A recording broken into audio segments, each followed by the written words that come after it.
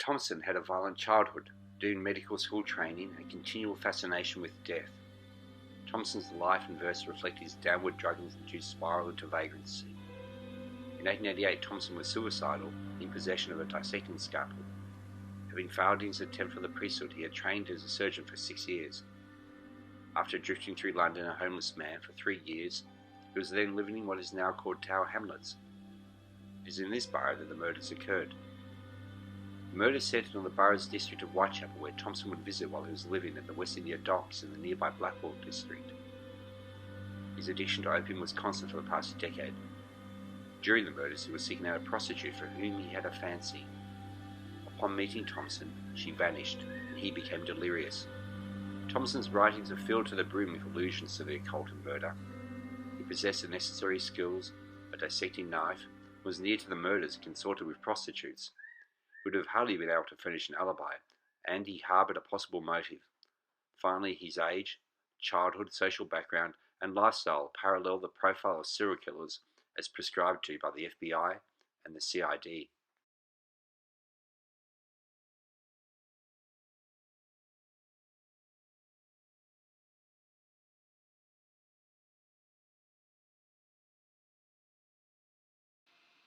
(1888) was the height of the Victorian age.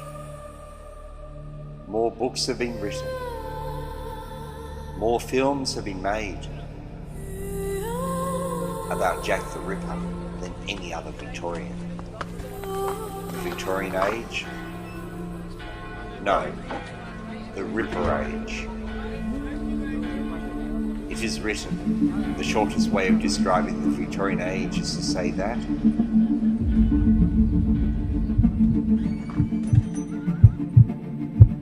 Francis Thompson stood outside of it. In 1997, he first got into the papers as suspected of being Jack the Ripper, with an apocalyptical motive. He was named after St. Francis of Assisi. This 13th century Italian saint is believed by Catholics to have been able to fly and to show signs of the stigmata,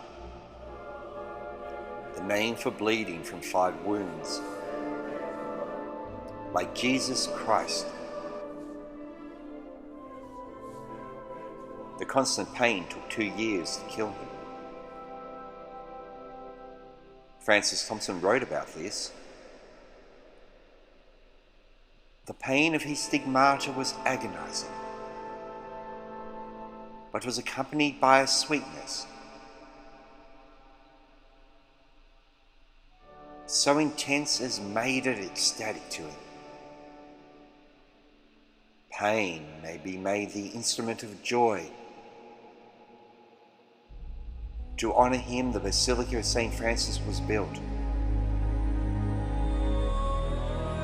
Within the church are 13th century frescoes about it. Of the 28 panels painted in 1300 by the artist Giotto, was one so dark it took a disaster to be uncovered. Panel 20 focuses on the death of St. Francis.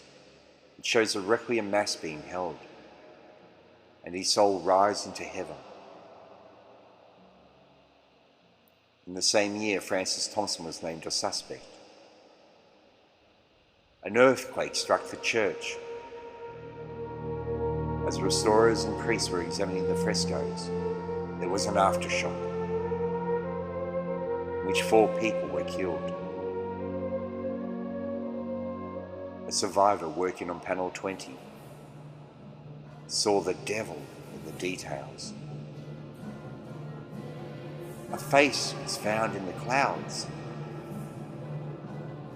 It was once believed that the devil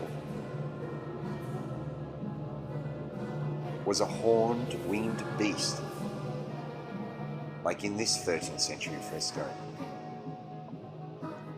It is not by accident that a similar thing was depicted years ago in a film trilogy called The Omen.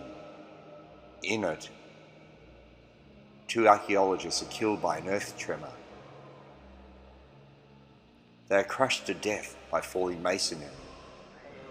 Emotionless face and the blackest eyes, the devil's eye. Having just found out from a 13th century fresco who the Antichrist is.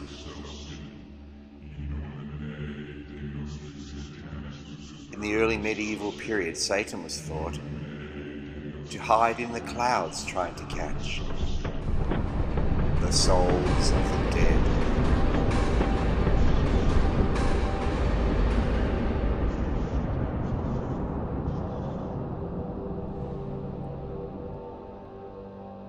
For so long he has been hidden, even though the Bible so clearly tells us who he is. In Revelations 13, 15, 18 we can read where and when he will rise, for he is known by his number. He is known for his mark. Where, in 1666, the Great Fire of London, when, 1888, Jack the Ripper, come back to tell you all, I shall tell you all.